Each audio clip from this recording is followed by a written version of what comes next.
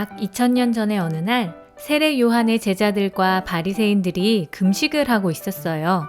당시에는 하나님을 믿으며 경건에 힘쓰는 사람들이라면 누구나 매주 월요일과 목요일에 규칙적으로 식사를 하지 않았죠.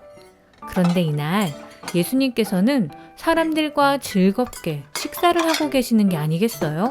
사람들이 물어봤죠. 바리새인도 세례 요한도 그 제자들도 모두 금식하는데 왜 예수님만 식사를 하시는 건가요? 예수님께서는 사람들에게 3가지 이야기를 들려주셨어요. 제가 지금 사람들과 함께 어울려 있는 이 시간은 결혼식과 같은 시간입니다. 즐거운 잔치인 결혼식에 와서 누가 금식을 하겠다고 말할 수 있겠어요? 예수님께서는 예수님 자신과 사람들이 만나는 일이 얼마나 기쁜 일인지를 알려주시죠. 예수님은 이 기쁨의 시간이 지난 다음에는 금식하는 시간이 올 거라고도 말씀하셨어요. 그 시간은 바로 예수님께서 십자가에 못 박히시는 시간이었죠.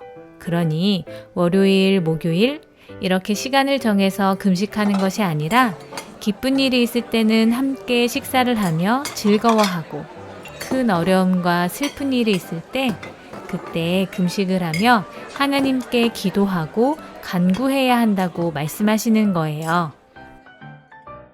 예수님이 또 말씀하셨어요. 낡은 옷에 새 천을 덧대어 꿰매는 사람은 없을 것입니다. 바로 새 천과 낡은 천에 대한 이야기인데요. 예수님 시대에는 사람들이 옷 한 벌을 가지고 무척 오래 입었어요. 그러다 보니 옷이 헤어지거나 찢어지는 일이 비일비재했죠. 그런데 이때 이렇게 낡은 옷에 새 옷감을 가져다가 구멍을 메우면 안 되는 일이었어요. 그렇게 하면 새 옷감의 탄력이 헌 옷 전체를 잡아당겨서 옷 전체가 망가지기 일쑤였거든요. 마지막 3번째로 예수님이 말씀하셨어요. 새 포도주는 새 가죽 부대에 담아야 합니다. 당시 사람들은 포도주를 지금처럼 병에 담는 게 아니라 동물의 가죽으로 만든 부대에 넣었는데요. 새 포도주는 꼭 새 가죽 부대에 넣어야 했어요. 오래된 가죽 부대는 이미 늘어날 대로 늘어나 있어서 더 이상 늘어날 수가 없었거든요. 오래된 가죽 부대에 새 포도주를 넣었다간 포도주가 발효되면서 부피가 커지고 결국 더 이상 늘어날 수 없는 가죽 부대는 터지고 말겠죠. 어떤가요? 예수님과 예수님의 말씀, 그리고 예수님께서 하시는 일들은 당시의 낡은 옷에 덧대거나 오래된 가죽 부대에 담을 수 없는 새로움이었어요. 예수님께서 사람들에게 주시는 새로움은 사람들의 마음을 움직이고 그 사람들을 변화시켰죠.